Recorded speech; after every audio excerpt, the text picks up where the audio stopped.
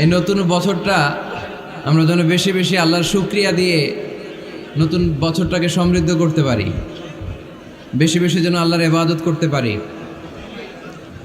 নতুন বছরে আমরা শপথ নেই, আমরা যেন অন্তরে হিংসা লালন না করি, বিদ্বেষ লালন না করি, আমরা নিজেরা যেন কাদা ছোড়াছুরি না করি, আমরা যেন মিলেমিশে একসাথে একাকার হয়ে যাই। আল্লাহ তুমি কবুল করো, আমরা পড়ি আমিন। 60টা জিনিস মানুষ মরে যাওয়ার পরে তার কবরে পৌঁছতে থাকে। ইন্না মিম্মা ইয়ালহাকুল মুমিন মিন হাসানাতিহি বা'দা মাউতিহি, মানুষ মরে যাওয়ার পরেও যে 60টা জিনিস তার কবরে পৌঁছায় তার মধ্যে একটা হচ্ছে মসজিদান বানাহু, সে যে মসজিদ বানিয়ে গিয়েছে ওই মসজিদের সওয়াব। সুবহানাল্লাহ পড়েন। আপনি টাকা দিয়ে মসজিদ বানিয়ে দিলেন, ওই মসজিদে মুসল্লিরা নামাজ পড়ে, রোজাদাররা এসে ওখানে ইফতার খায়, তাহাজ্জুদ আদায়কারীরা তাহাজ্জুদ পড়ে, তাদের সওয়াবের কমতি হবে না, কিন্তু তাদের সওয়াবের একটা পার্সেন্টেজ সওয়াব যে ব্যক্তি মসজিদ বানালো তার আমল নামে আল্লাহ ঢুকিয়ে দেয়। সুবহানাল্লাহ বলতে পারলেন না? হে নামাজি আমার ঘরে নামাজ পড়ো আজ, দিল মে তোমার চরণ তলে হৃদয় যায় নামাজ। হে নামাজি আমার ঘরে নামাজ পড়ো আজ, দিল মে তোমার চরণ তলে হৃদয় যায় নামাজ। পড়েন আল্লাহু আকবার। কি সুন্দর লিখেছেন কাজী নজরুল ইসলাম। কাজী নজরুল ইসলাম খুব সুন্দর করে বলেছেন, মসজিদেরই পাশে আমায় কবর দিও ভাই, ঠিক কিনা? মসজিদেরই পাশে আমায় কবর দিও ভাই, যেন গোরে হতে মুয়াজ্জিনের আযান শুনতে পাই। আমার গোরের পাশে দিয়ে ভাই নামাজিরা যাবে,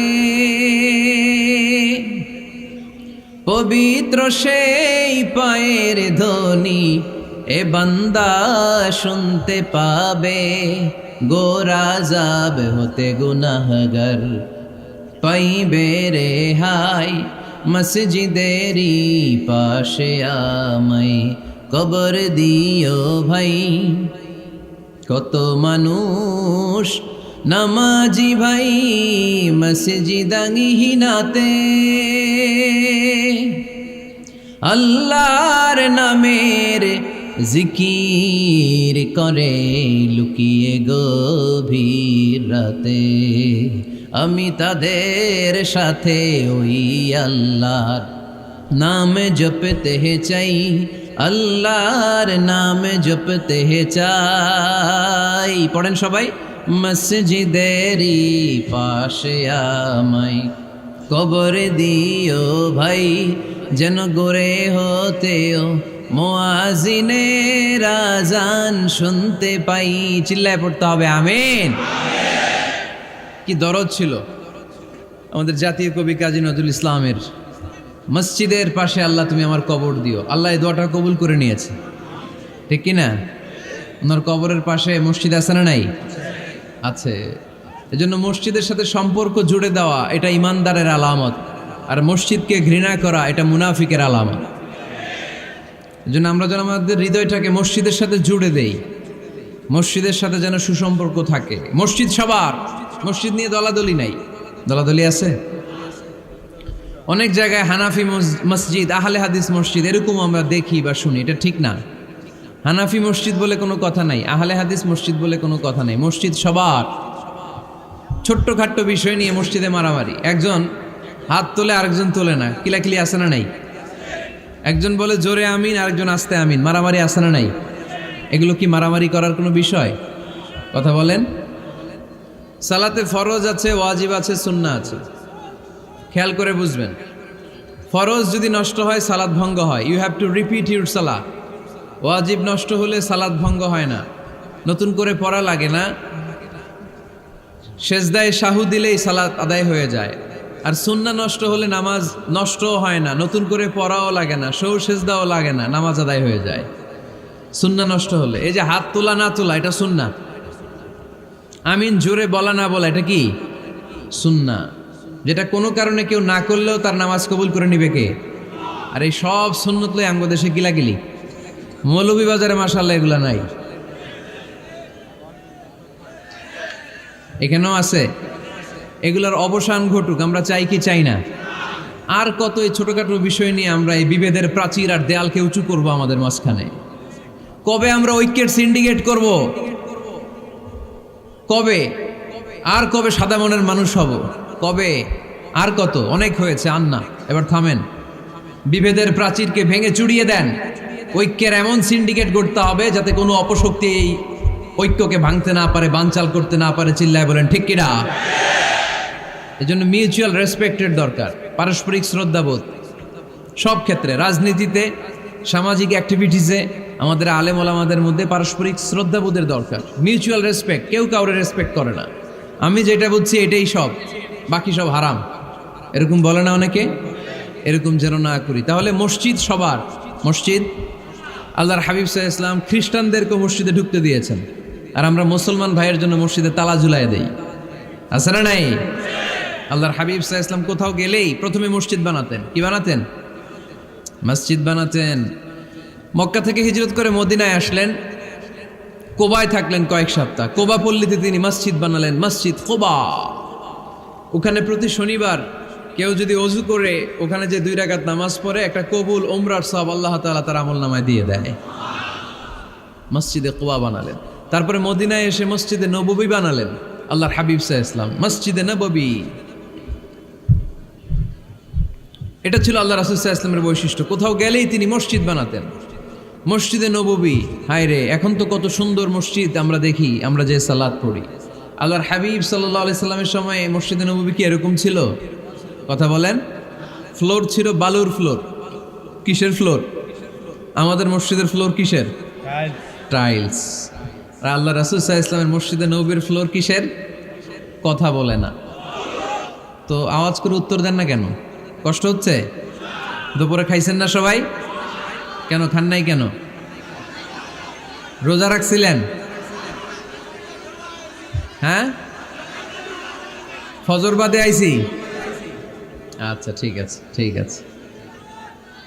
আচ্ছা আচ্ছা, সাউন্ড নাই, কথা শোনা যায় না? তো এটা শুনলা কেমনে? জিজ্ঞেস করলাম কথা শোনা যায় না, কয় না। তো এটা শুনলা কি করে? মানে অল্প শোনা যায়, তাই তো? একটু পরে আমার বিদায় ঘন্টা বাজবে, আমি চলে যাব। এই তোমরা ডিস্টার্ব করতে করতে আমার সময় শেষ। তোমরা ডিস্টার্ব করলে তোমাদের লস। আমি আমার টাইমের 1 মিনিটে বেশি যেতে পারবো না, কারণ এখানে আসরের সালাতের আজান শুরু হয়ে যাবে, এরপরে কোনো কথা নেই। আর বক্তব্য লম্বা করা এটা বেদাত। এই বেদাতকে আমি সুন্নাতের মধ্যে আনতে চাচ্ছি। একটা সময়ে একেবারে কমায় নিয়ে আসবো। এত প্রোগ্রামও আমি করতে চাই না। আমি ঘোষণা দিয়েছি আগামী বছরে সারা বাংলাদেশে আমার প্রোগ্রাম হবে 50টা। কয়টা? 50টা। এরপরের বছর 30টা, এরপরের বছর 20টা। বিভাগীয় প্রোগ্রাম করলেই চলবে আমার। এক এক বিভাগে যে 2 দিন 3 দিন খালাস। এত দরকার নেই, এত লম্বা চূড়ার বক্তব্যের দরকার নেই। আধা ঘন্টা চুপ করে শুনেন, কয়েকটা মেসেজ ড্রপ করি, take it with you to your home, then practice and apply in the society. নিয়ে যান, আমল করেন, সমাজে কাজে লাগান। সমাজটা আলোকিত করে দিবে কে? খুতাবুকুম তাবিলা সালাওয়াতুকুম কাসীরা। আল্লাহর হাবিব সাল্লাল্লাহু আলাইহি ওয়াসাল্লাম বললেন, কিয়ামতের একটা আলামত, কিয়ামতের আগে তোমাদের বক্তব্য হয়ে যাবে লম্বা, সালাত হয়ে যাবে খাটো। সালাতের পরে তাসবিহ পড়তে চায় না লোকজন, ব্যস্ত, মহাব্যস্ত, সুপার বিজি। কোত্থেকে আসলে এই ব্যস্ততা? আপনি রবের সাথে মুনাজাত, না যাই ইউনাজি মুনাজাত, আপনার রবের সাথে একাকী নীরবে কথা বলতে মনে চায় না আপনার? তা তো তাড়াহুড়ো কিসের? ধীর স্থির হন, একটু স্থির হন, একটু মনোদৈহিক প্রশান্তি অর্জনের চেষ্টা করেন। সব সময় ব্যস্ত, ধাক্কাধাক্কি, উচ্ছৃঙ্খলা, এগুলো আমাদেরকে শেষ করে দিয়েছে। এজন্য লম্বা চোরা বক্তব্য ঠিক না। বক্তব্য শুনতে আমাদের ভালো লাগে, আমল করতে ভালো লাগে না। বক্তব্যটা শেষেই সিগারেট ধরায়, আছে না নাই? মাহফিল শেষেই বিড়ি ধরায়, কয় চমৎকার ওয়াজ করছে হুজুরে। ওয়াজটা সেরকম হয়েছে, অনেক কণ্ঠ সুন্দর হুজুরের। এতদিন ইউটিউবে দেখছি, আজকে সরাসরি দেখাইছি, আছে না নাই? তো কি লাভ হয়েছে? লাভটা হয়েছে কি? এই যে মাহফিল শেষে বিড়িটা ধরাইলেন আর গেলেন, কোনো লাভ হয় নাই। এগুলো থেকে বেরিয়ে আসতে হবে। বছরের পর বছর আমাদেরকে শেখানো হয়েছে একভাবে, কেউ এই পরিবর্তনের আওয়াজ তোলে নাই। আওয়াজ আপনাকে তুলতে হবে। আওয়াজ তোলার জন্য এত মানুষ লাগে না, আপনি একাই যথেষ্ট। আপনি দাঁড়ান না সামনে, দেখবেন আপনার সামনে কেউ টিকে থাকতে পারবে না, ঠিক কিনা? কিন্তু আপনার শক্ত সিদ্ধান্ত লাগবে, পরিবর্তনের জন্য শক্ত মানসিকতা লাগবে যে আমি পরিবর্তন করতে চাই। We have to change. যুগ জামানা পাল্টে দিতে চাই না অনেকজন, এক মানুষই আনতে পারে জাতির জাগরণ। এক মানুষই বিপদকালে বাঁচায় কাফেলায়, ক্ষুদ্র ডিঙ্গি বাঁচায় জাহাজ অসীম দরিয়ায়। এজন্য আপনার শক্ত সিদ্ধান্ত পারে আপনার মৌলভীবাজারটাকে দেশের শ্রেষ্ঠ জেলা, শ্রেষ্ঠ থানা হিসেবে আল্লাহর কাছে কবুল করতে, ঠিক কিনা? এজন্য লম্বা চূড়া আলোচনা ঠিক না, ছোটখাটো অল্প কয়েকটা মেসেজ নিয়ে যেতে পারলেই that's enough. One of the minor sign before the day of judgment, your Islamic lectures will be very longer and your salah 5 times a day will be shorter. কিয়ামতের আগে বক্তব্য লম্বা, নামাজ খাটো, তাসবিহ পড়ে না, ব্যস্ত, মহাব্যস্ত। এই মহাব্যস্ততা ছাড়েন, কোরআন সুন্নাহর দিকে ফিরে আসেন। বরকত দিবে কে? বিশ্বনবীর মসজিদে নববীর ফ্লোর বালুর ফ্লোর ছিল, আমাদের ফ্লোর টাইলস। আল্লাহর হাবিব সাল্লাল্লাহু আলাইহি ইসলামের মসজিদে বালি নিচে, এই বালিতে নামাজ পড়তেন। বৃষ্টি হলে কাদামাটি হয়ে যেত, কাদামাটিতেই সেজদা করতেন। সেজদা করলে কাদার মাটি আল্লাহর হাবিব সাল্লাল্লাহু আলাইহি ইসলামের নাকে আর কপালে লেগে যেত। তিনি সালাম ফিরিয়ে সাহাবাদের দিকে মুখ ফিরিয়ে বসলে দেখতেন প্রতিটা সাহাবীর নাকে আর কপালে কাদার মাটি মিশে আছে। তার মানে প্রিয় নবী সাল্লাল্লাহু আলাইহি ইসলামের মসজিদে নববী ছিল কাঁচা, কিন্তু মুসল্লি ছিল পাকা। আমাদের মসজিদগুলা হয়েছে পাকা, কিন্তু মুসল্লি কাঁচা, ঠিক কিনা? ফজরের সালাতে মানুষ নাই। ইমাম সাহেব আছেন কে কে এলাকায়? দেখি ইমাম, মসজিদের ইমাম, মাশাআল্লাহ। আপনাদের এইখানে ওই মসজিদে ফজরের নামাজে কয় কাতার হয়? 5 জন 6 জন? কেনে এত কম? কেনে? হ্যাঁ, আসে না, আসতে চায় না লোকজন। তো এই যে 5-6 জন ফজরের সালাতে, কল্পনা করতে পারেন ফজরের সালাতে এত কম লোক? ফজরের জামাতে লোক যায় না, এটা একটা মহামারী। যেদিন ফজরের জামাতের দৃশ্য আর জুমার নামাজের দৃশ্য একরকম হয়ে যাবে, ওই দিনই বাংলাদেশে ইসলাম কায়েম হয়ে যাবে। এখন স্লোগান তোলে বিপ্লব বিপ্লব, ইসলামী বিপ্লব। আর ফজরের সময় আমি কম্বলের ভিতরে, আছে না নাই? কোনো বিপ্লব হবে না। ফজরের নামাজ জামাতে পড়ুন, সকালটারে বরকতময় করে দিবে কে? আল্লাহর হাবিব সাল্লাল্লাহু আলাইহি ওয়াসাল্লামের মসজিদ ছিল সবার জন্য উন্মুক্ত, এখানে সবাই আসতে পারত। এজন্য মসজিদ হবে সবার। আমরা মসজিদের আবাদকারী হতে চাই। এজন্য রাব্বুল আলামিন বলেন, ইন্নামা ইয়া'মুরু মাসাজিদাল্লাহি মান আমানা বিল্লাহি ওয়াল ইয়াউমিল আখির وأقام الصلاة وآتى الزكاة ولم يخش إلا الله فعسى أولئك أن يكونوا من المهتدين سبحان الله পড়েন। রব্বুল আলামিন বললেন মসজিদের আবাদকারী হবে তারা যারা আল্লাহর প্রতি ঈমান আনে, আখিরাতের প্রতি ঈমান আনে, যারা সালাত কায়েম করে, যারা যাকাত আদায় করে, যারা দুনিয়ার কাউকে ভয় পায় না, ভয় পায় একজনকে। চিল্লায় বলেন তিনি কে?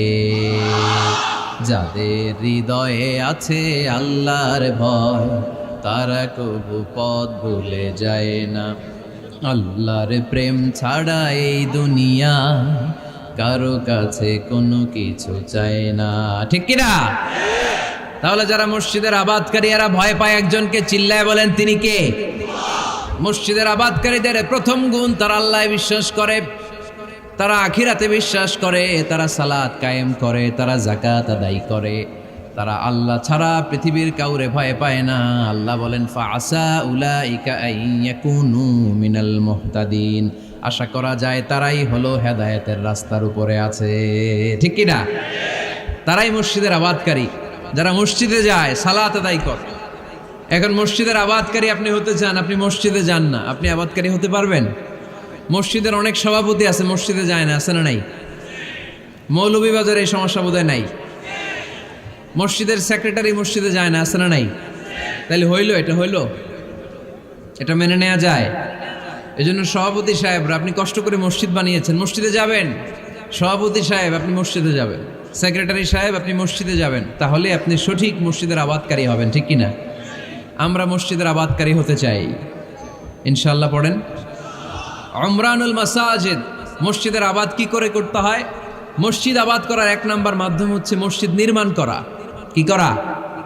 নির্মাণ করা। খেয়াল করবেন, আল্লাহর হাবিব সাল্লাল্লাহু আলাইহি ওয়াসাল্লাম বলেছেন, মান বানা মসজিদান মিন মালিহি ফিদ দুনিয়া বানাল্লাহু লাহু বাইতান ফিল জান্নাহ।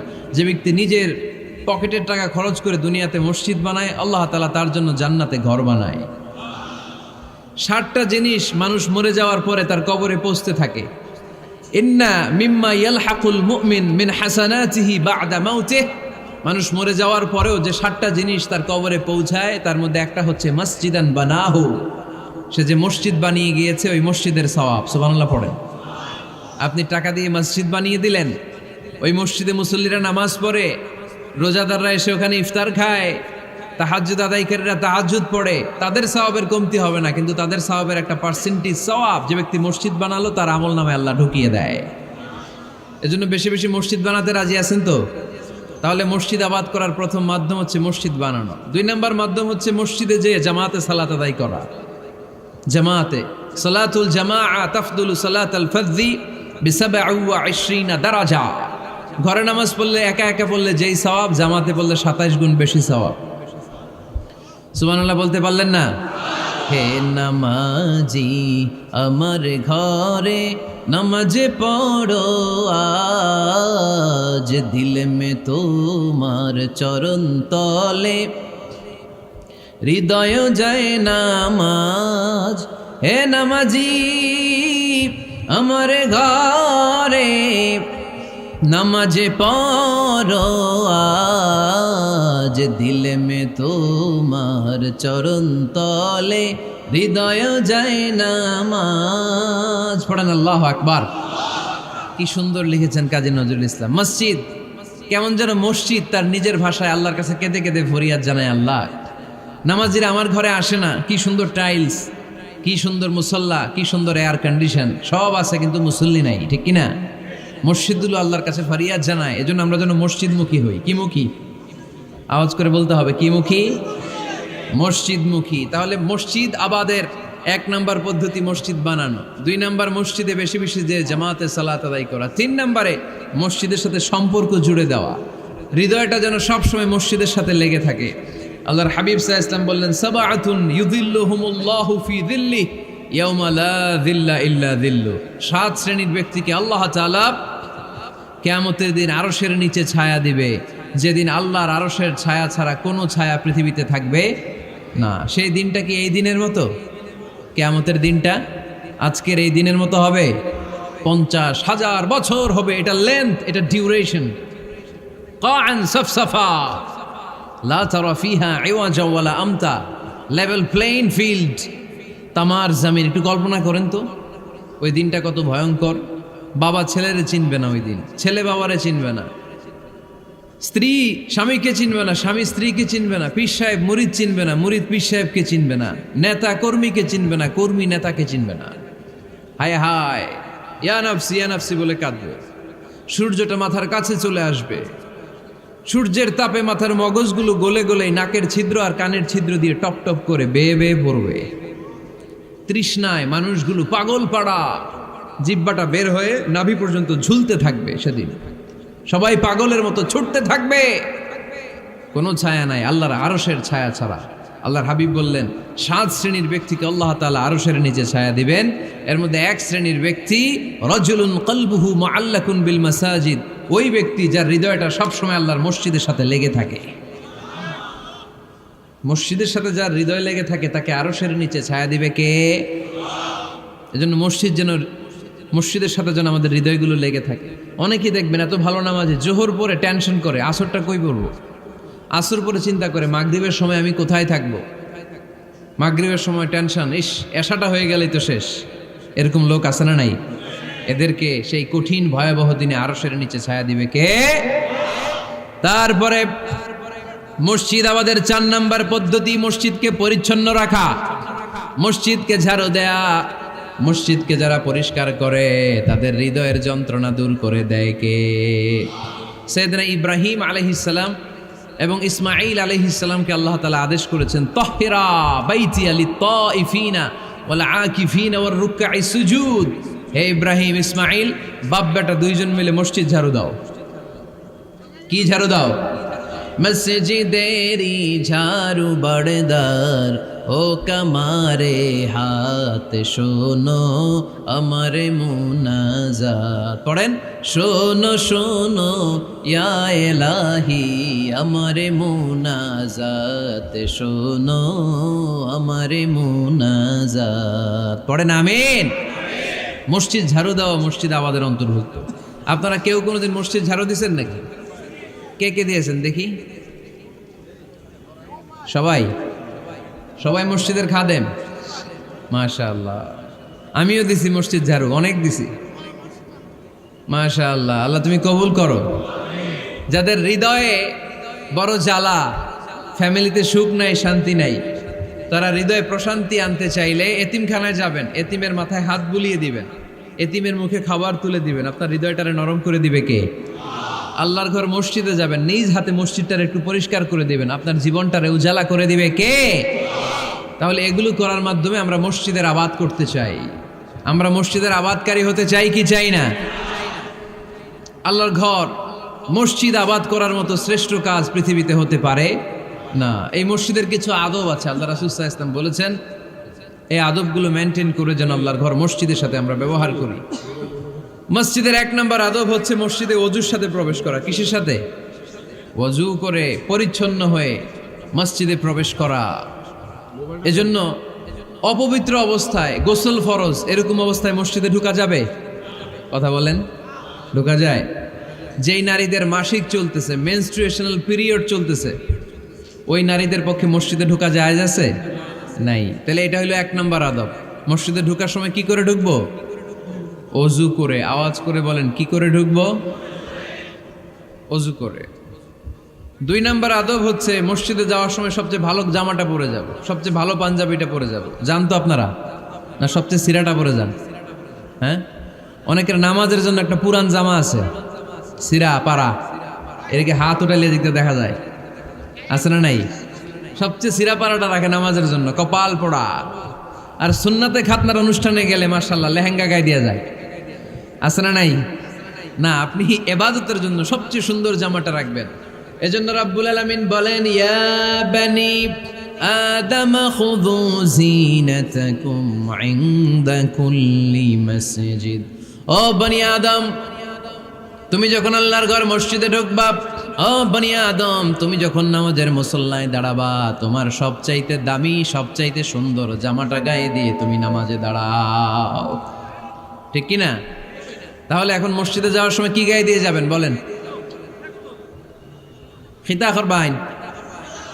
হ্যাঁ, মাশাআল্লাহ। হ্যাঁ, সবচেয়ে ভালো কাপড়টা আয়রন করে পারফিউম মেখে তারপরে আমরা যাব। রাজি আছেন তো? 3 নম্বর আদব হচ্ছে মসজিদে ঢোকার সময় বাম পা দিয়ে ঢুকতে হয়।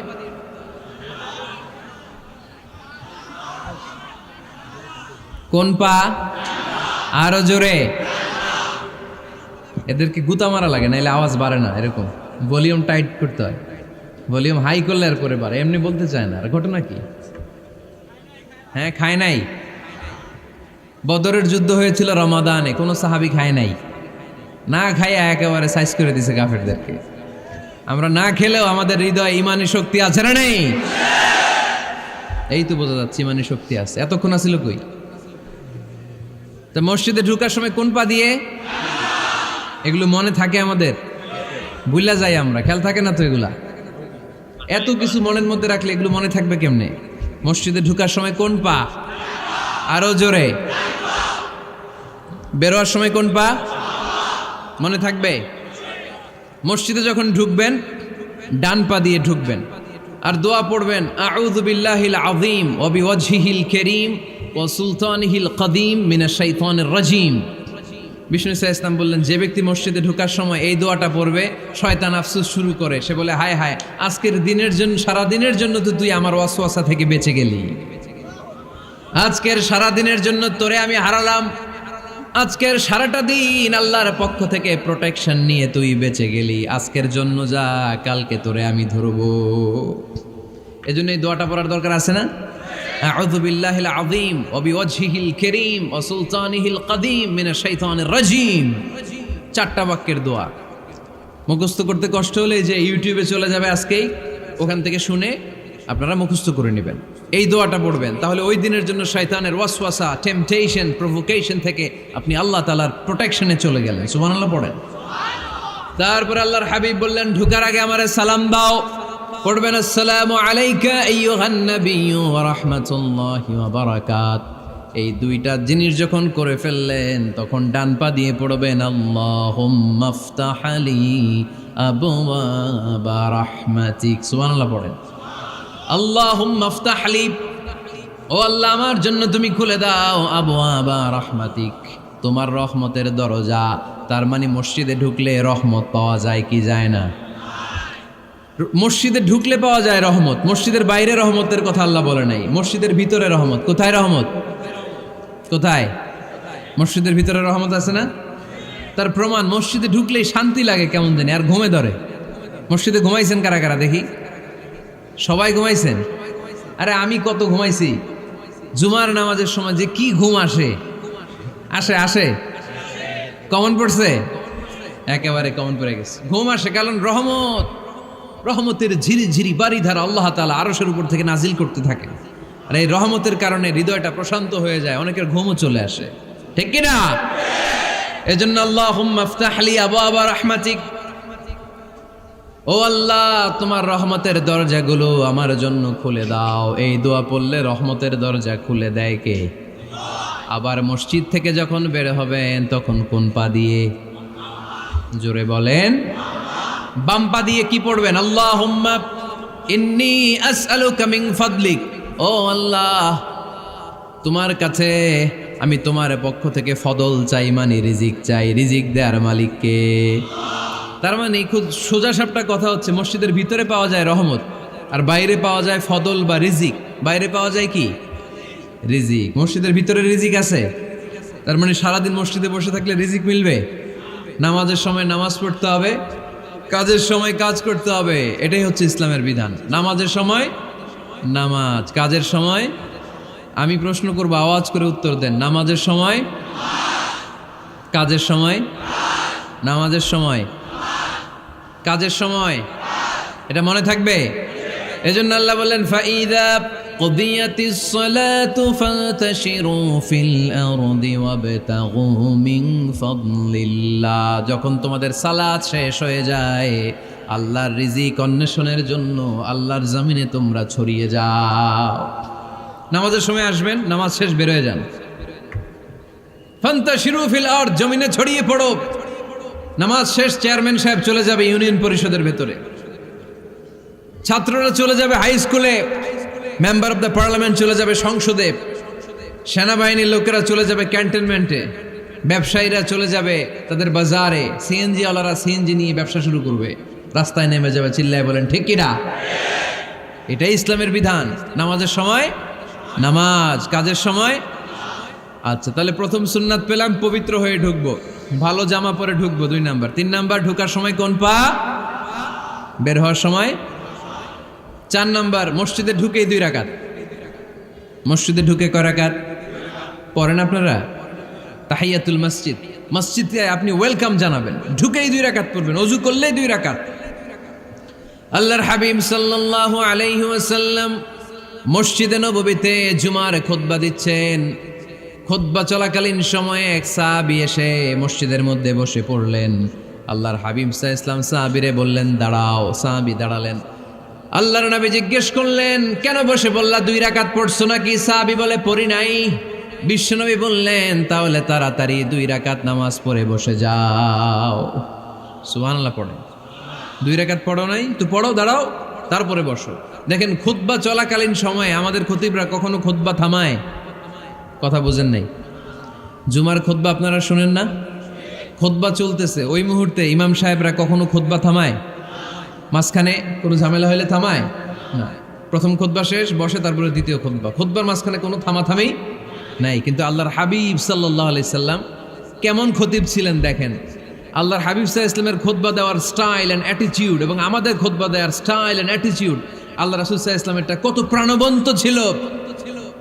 আল্লাহ রাসূল সাল্লাল্লাহু আলাইহি ওয়াসাল্লাম সোসাইটি ওরিয়েন্টেড একজন পার্সোনালিটি ছিলেন, সমাজের মানুষ কেন্দ্রিক, খুব সামাজিক ছিলেন আল্লাহ রাসূল সাল্লাল্লাহু আলাইহি ওয়াসাল্লাম। তিনি দেখলেন একজন বসে পড়ছে, উনি খুতবা থামায় দিলেন, জুমার খুতবা থামায় বললেন, এই নামাজ পড়ছো না, পড়ো 2 রাকাত পড়ো। আবার খুতবা শুরু করলেন, সুবহানাল্লাহ পড়বেন না? একবার তিনি খুতবা দিচ্ছেন, দেখলেন আল্লাহ রাসূল সাল্লাল্লাহু আলাইহি ওয়াসাল্লামের 2 জন নাতি হাসান আর হুসাইন রাদিয়াল্লাহু তাআলা আনহুমা, ছোট্ট মানুষ, কাতারের ভিতরে ঢুকে কোন সাহাবী টুপি টান দেয়, কারো পাগড়ি ধরে টান দেয়, একজন এদিকে দৌড় দেয়, আরেকজন ওদিকে দৌড় দেয়, মসজিদে একটা ডিস্টার্ব হচ্ছে।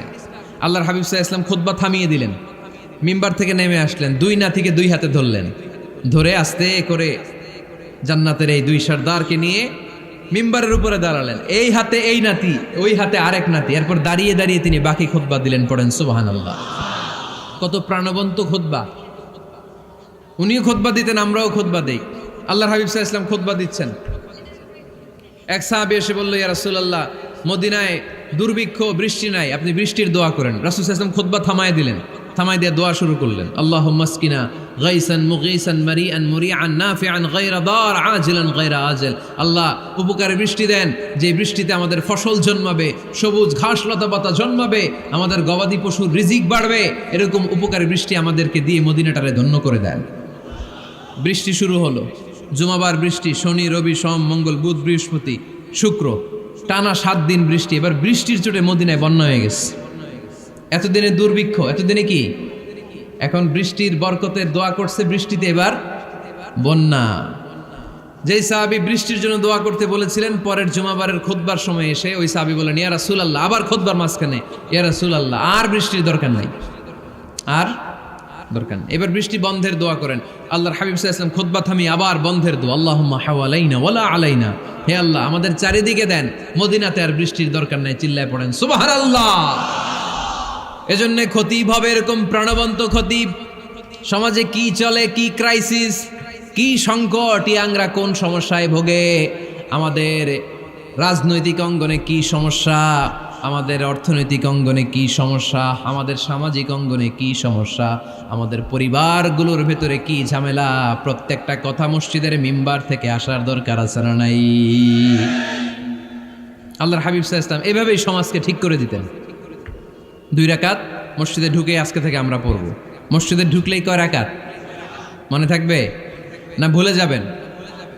তারপরে আল্লাহর হাবিব সাল্লাল্লাহু আলাইহি ওয়াসাল্লাম বলেছেন, খবরদার কবরের উপর মসজিদ বানিও না। কবরস্থান একদিকে, মসজিদ আর একদিকে, কিন্তু বাংলাদেশে মসজিদের সাথে কবর মিলানো আছে না নাই? ছোট্ট একটা মসজিদ, কিন্তু এত বড় বাবার কবর আছে না নাই? এগুলো করবেন না আপনি। আগে হবে মসজিদ, পরে কবরস্থান। যেমন মসজিদে নববী হয়েছে আগে, তারপরে বিশ্বনবীর কবর এখানে আছে না নাই? মসজিদে নববী প্রতিষ্ঠিত হয়েছে আগে, পরে বাকি কবরস্থান আছে না নাই? কিন্তু কোন আল্লাহর ওলির কবরস্থানের উপরে যদি মসজিদ বানান, তার উপর লানাত দিয়েছে কে? লাআনা রাসূলুল্লাহ আলাল ইয়াহুদ ওয়ান নাসারা ইত্তাখাযু কুবুর আমবিয়াইহিম মাসাজিদা। আল্লাহর রাসূলের লানত ইহুদি নাসারাদের উপর, কারণ ইহুদি আর নাসারাদের একটা খাসলাত, একটা বৈশিষ্ট্য ছিল, তারা তাদের নবীদের কবরের উপরে মসজিদ বানায় ফেলতো। এটা করা যাবে? এজন্য এলাকায় এলাকায় এই ঝামেলা, কবর আর মসজিদ হবে আলাদা। আবার মসজিদের কেবলার দিকে যেন কবরস্থান না হয়, তাহলে শিরক হওয়ার সম্ভাবনা আছে না নাই? খুব সাবধান, আল্লাহ সব মাফ করে কিন্তু শিরক মাফ করে না, ঠিক কি না? শিরক হচ্ছে মহাপাপ, সব পাপের বাপ। এজন্য আমরা সব করলেও শিরকের গুনাহ মুসলমান কখনো করতে পারে। এরপর আল্লাহর হাবিব বললেন, মসজিদকে পরিষ্কার পরিচ্ছন্ন রাখো, এটাও মসজিদের আদাব। মসজিদে আতর লাগিয়ে দেন, বাখুর জ্বালিয়ে দেন। আপনাদের এই এলাকার মধ্যে তো বাখুরের অভাব নাই, আগরের অভাব নাই, ঠিক কিনা? গতকাল প্রোগ্রাম ছিল কই? সুজানগর, আগরের রাজধানী। আগর চিনেননি আপনারা? হ্যাঁ, এই যে দেহনেল উদ পারফিউম, আপনাদের এই যে মাহাতাব সাহেবের আল হারামাইন, এরপরে যে আজমল কোম্পানি, এও আপনাদের এই মৌলভীবাজার এলাকার। এরকম অনেক কোম্পানি আছে দুবাই ভিত্তিক, গোটা বিশ্বে ওনারা ব্র্যান্ডিং করেছে। এগুলোর র ম্যাটেরিয়াল, কাঁচামাল যায় হচ্ছে আপনাদের মৌলভীবাজার থেকে। সম্মানিত ভাইয়েরা, মসজিদ পরিষ্কার পরিচ্ছন্ন রাখবেন, এই বাখুর জ্বালাবেন, দেহনেল উদ, এই পারফিউমগুলো ছড়িয়ে দিবেন। মসজিদের মধ্যে অনেক মসজিদে দুর্গন্ধ আছে না নাই? এই কার্পেটের মধ্যে ময়লা, পরিষ্কার করেন। আল্লাহর হাবিব সাল্লাল্লাহু আলাইহি ওয়াসাল্লাম বলেছেন, খবরদার। আম্মা জান আয়েশা বর্ণনা করেন, আমার রাসূলুল্লাহ সাল্লাল্লাহু আলাইহি ওয়াসাল্লাম বিবিনাইল মসজিদ ফি দুয়ার, ওয়া আন তুতাইয়াবা ওয়া তুনাজ্জাফ, আমরা যেন এলাকা এলাকায় মসজিদ বানাই, মসজিদগুলোকে যেন পারফিউম দিয়ে আতর দিয়ে সুগন্ধময় করে দেয়। বিশ্বনবী আদেশ করেছেন, সুবহানাল্লাহ পড়েন। এজন্য কোনো অপরিচ্ছন্ন মসজিদ থাকতে পারবে না। মসজিদের পাশ দিয়ে গেলে আতরের ঘ্রাণে আমোদ হয়ে লোকজন যেন বুঝতে পারে এটা আল্লাহর ঘর, মসজিদ। চিল্লায় বলেন ঠিক কিনা? এরপরে আল্লাহর হাবিব সাল্লাল্লাহু আলাইহি ওয়াসাল্লাম বলেছেন, মসজিদের আরেকটা আদব হলো মসজিদকে অতিমাত্রায় ডিজাইন না করা। বেশি ডিজাইন করা যাবে না। এমন ডিজাইন করা যাবে না যে এটা মসজিদ বোঝাই যায় না। এত লাইটিং ফাইটিং করে, এটা কি মসজিদ না কমিউনিটি সেন্টার বোঝাই যায় না। আছে না নাই? আছে। এরকম যেন আমরা না করি সম্মানিত ভাইয়েরা। বিশেষ করে মসজিদের সামনের দেয়ালে। কোন দেয়ালে? সামনের দেয়ালটা, কেবলার দিকে যেই দেয়াল, এই দেয়ালটা হতে হবে ফ্রেশ, যাতে করে মানুষের দৃষ্টি আকর্ষণ না করে। প্রায় মসজিদের দেয়ালের মাঝখানে দেখবেন আপনি ক্যালেন্ডার ঝুলায় রাখে, আছে না নাই?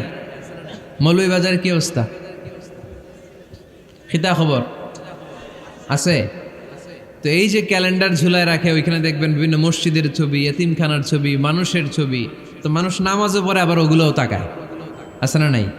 প্রথম কাতারে পরে ওইখানে কি লেখা এগুলো পরে, তার ডিস্টার্ব হচ্ছে না? এই মুসল্লির দৃষ্টি যাতে অন্যদিকে না যায়, এটা খেয়াল রাখতে হবে। যদি পারা যায় মসজিদের সামনে কোনো ঘড়ি টড়ি চলবে না। ঘড়ি মসজিদের পেছনের দেয়ালে, সময়সূচি পেছনের দেয়ালে, সব পেছনে। সময় কয়টা বাজে ওটা ইমাম দেখলেই চলবে, ইমাম এভাবে দেখে নিবে, আপনারাও দেখে নেবেন। কিন্তু সামনের দেয়ালটা যত সিম্পল করা যায়। আল্লাহর হাবিব সাল্লাল্লাহু আলাইহি ওয়াসাল্লাম নামাজ পড়া অবস্থায় সামনে এমন কিছু রাখতেন না যেটার দ্বারা আল্লাহর হাবিব সাল্লাল্লাহু আলাইহি ওয়াসাল্লামের সালাতে মনোযোগ অন্যদিকে চলে যায়। আমরা যখন সালাত পড়ি, যদি অন্যদিকে তাকাই, ফেরেশতার মাধ্যমে আল্লাহ একটা ডাক দেয়, বলে আকবিল, এই বান্দা ফিরে আয়, তোর নজর থাকা দরকার সিজদার জায়গায়, ফিরে আয়। আপনি আবার যখন অন্যদিকে তাকান, আল্লাহ বলে ফিরে আয়, সিজদার দিকে তাকা। আপনি আবার যখন ঘড়ির দিকে তাকান, আল্লাহ বলে আকবিল, ফিরে আয়, সিজদার দিকে তাকা। আপনি যখন আবার অন্যদিকে তাকান, তখন আল্লাহ বলে লা হাজাতা লি ইলা সালাতিক, তোর এই নামাজের দরকার আমার নাই। নাউজুবিল্লাহ পড়বেন না? তোর এই নামাজের দরকার আমার নাই। অজু করে কষ্ট করে যাকে খুশি করার জন্য আপনি সালাতে দাঁড়ালেন, উনি যদি বলে এই নামাজের দরকার নেই, তা কার জন্য নামাজ পড়লেন আপনি? কথা কি বুঝতে পেরেছেন? এই জন্য এলাকার গণ্যমান্য ব্যক্তিবর্গ আছে, আমাদের চেয়ারম্যান সাহেব আছে, আরো অন্যান্য বিজনেস ম্যাগনেটরা আছে। আপনারা মসজিদ যখন নির্মাণ করবেন, সামনের দেয়ালটা যত সাদামাটা হতে পারে ততই ভালো। এমনকি জায়নামাজের মধ্যে এখন কাবা ঘরের ছবি আছে না নাই? আছে না? কি মুসলমান আমরা! নিজের কাবারে নিজে লাথি মারি নামাজের আগে, মনের অজান্তে নিজের কাবাকে নিজে লাথি মারছি। এরকম জায়নামাজ ব্যবহার করা নিষেধ। চিল্লায় বলেন ঠিক কিনা? সাদা ফ্রেশ জায়নামাজ বাজারজাত করেন, আপনাদের সিদ্ধান্তই ওনাদের ব্যবসা বয়কট হয়ে যাবে।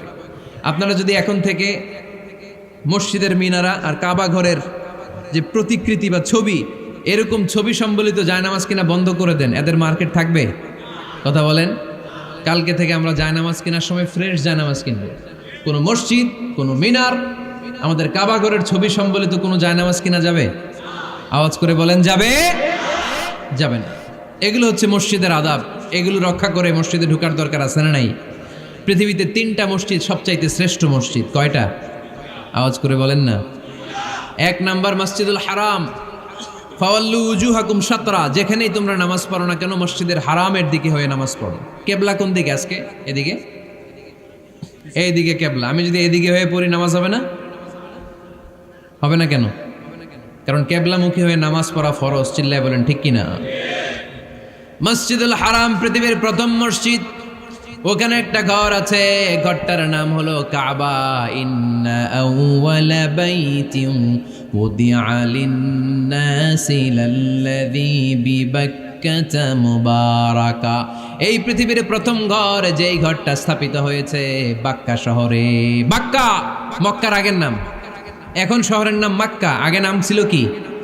সবাই বলেন, কি নাম ছিল? বাক্কা। এটা পৃথিবীর আদি ঘর। সব নবীদের পরশধন্য পদধূলিতে এই জায়গাটা বরকতময় হয়েছে। এটা এমন ঘর, যেই ঘরের চারদিকে 1 রাকাত নামাজ পড়লে 1 লক্ষ রাকাতের সওয়াব পাওয়া যায়। হজ উমরা করেছেন কে কে দেখি? হজ উমরা করেছেন আপনারা না? মাশাআল্লাহ। আমরা যারা করতে পারি নাই, আল্লাহ তাদেরকেও তৌফিক দাও। আমরা যেন এই কাবা ঘরে যে প্রাণ ভরে সালাত আদায় করতে পারি, আল্লাহ তৌফিক দান করো। আমরা যেন মসজিদে নববীতে যে প্রাণ ভরে সালাত পড়তে পারি, তৌফিক দান করো। আল্লাহর হাবিব সাল্লাল্লাহু আলাইহি ইসলামের কবরের সামনে দাঁড়িয়ে যেন আমরা প্রাণ খুলে মন প্রাণ উজাড় করে বিশ্বনবী সাল্লাল্লাহু আলাইহি ইসলামকে সালাম দিতে পারি। আল্লাহ তৌফিক দান করো। এই কাবা ঘরকে কেন্দ্র করে প্রতিদিন 100টা রহমত নাজিল হয়। আওয়াজ করে বলেন কয়টা? আল্লাহর হাবিব বললেন প্রতিদিন প্রতিনিয়ত 100টা রহমত নাজিল হতেই থাকে। সিত্তুন আলিত তাইফিন, 60টা রহমত তাদের উপর নাজিল হয় যারা কাবা ঘরের চারদিকে তাওয়াফ করে। আরবাঈন আলিল মুসাল্লিন, বাকি 40টা নাজিল হয় যারা কাবা ঘরের পাশে নামাজ পড়ে। ওয়া 20 আলিন নাযিরিনা ইলাল কাবা, বাকি 20টা রহমত প্রতিনিয়ত নাজিল হয় যারা তাওয়াফ করে না, সালাত আদায় করে না, শুধু কাবার গিলাফের দিকে তাকিয়ে থাকে। কাবার দিকে তাকায় থাকলেই সওয়াব। সুবহানাল্লাহ পড়েন। এক রাকাতে কয় লক্ষ রাকাতের সওয়াব। এজন্য আল্লাহর হাবিব সাল্লাল্লাহু আলাইহি ওয়াসাল্লাম বলেছেন লা তুশাদ্দুর রিহাল ইল্লা ইলা সালাসাতি মাসাজিদা, স্পেশাল ভার্চু এন্ড রিওয়ার্ড, বিশেষ সওয়াবের নিয়তে পৃথিবীর এই 3টা জায়গা ছাড়া কোথাও নিয়ত করে ভ্রমণ করা জায়েজ নাই। এক হচ্ছে মসজিদুল হারাম, 2 হচ্ছে মসজিদ নববী, 3 হচ্ছে মসজিদুল আকসা। এই 3টা মসজিদ ছাড়া পৃথিবীর কোনো মসজিদে নিয়ত করে সফর করা যাবে না। বিশেষ নিয়তে সফর করা যাবে না যে আমি যদি এই মৌলভীবাজারের জামে মসজিদে যাই বেশি সওয়াব পাওয়া যাবে, এই নিয়তে সফর করা যাবে না। বেশি সওয়াব শুধু এই 3 মসজিদে। মসজিদুল হারামে 1 রাকাতে কত রাকাতের সওয়াব? কথা কয় না, বুঝে নাই বোধহয়। কয় লক্ষ? আর মসজিদে নববীতে 1 রাকাতে 1000 রাকাতের সওয়াব। আরেক বর্ণনায় আছে 50,000, বর্ণনাটা দুর্বল। সহিহ বর্ণনায় এসেছে 1 রাকাতে 1000 রাকাতের সওয়াব। মসজিদুল আকসায় সালাত পড়লে 1 রাকাতে, এক বর্ণনায় এসেছে 250 রাকাতের সওয়াব, আরেক বর্ণনায় এসেছে 500 রাকাতের সওয়াব। এই 3টা মসজিদ ছাড়া যে নামাজ পড়লে বেশি সওয়াব হবে, এই নিয়তে সফর করা যাবে? চিল্লায় বলেন যাবে। তবে মসজিদটা দর্শন করার জন্য যেতে পারবেন। মসজিদটা দেখতে কেমন, এটার ক্যালিওগ্রাফিক্যাল ডিজাইন কেমন, এটার আর্কিটেকচারাল ডিজাইন কেমন, এটার দৃষ্টিনন্দন সৌন্দর্য কেমন, মসজিদটা দেখতে কেমন, দেখতে যেতে পারবেন। কিন্তু বিশেষ সওয়াব রিওয়ার্ড এই 3টা মসজিদ ছাড়া অন্য কোনো মসজিদের জন্য হবে না। এই মসজিদ হচ্ছে আমাদের সামাজিক ঐক্যের কেন্দ্রবিন্দু, এটা হচ্ছে আমাদের কমিউনিটি সেন্টার। আমরা শুধু নামাজের জন্য মসজিদকে ইউজ করি, এছাড়া আরো অনেক ইউসেজ আছে মসজিদের। খেয়াল রাখবেন, আমাদের মুসলমানদের মসজিদ হিন্দুদের মন্দিরের মতো নয়। কোথায় আজান হয়েছে? শেষ করে দিব না? সুবহানাকাল্লাহুম্মা ওয়া বিহামদিকা আশহাদু আল্লা ইলাহা ইল্লা আনতা আস্তাগফিরুকা ওয়া আতুবু